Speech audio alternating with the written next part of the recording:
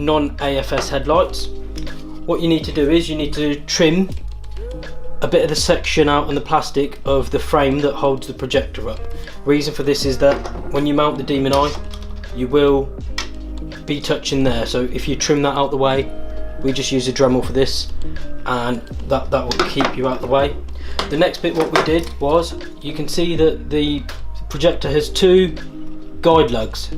We trimmed one of them off. What we do is we do that opposite on each one, left and right. We then mount the demon eye to the bracket that comes with your kit that we supply for this headlight mod.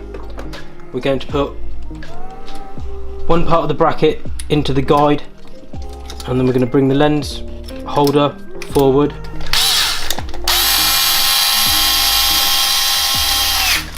Like that. And then we will then lock the demon eye into place like that.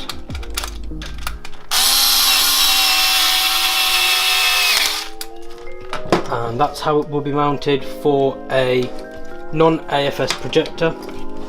When you then put that back through there, you will see that there's enough clearance there for the demon eye not to touch or hold.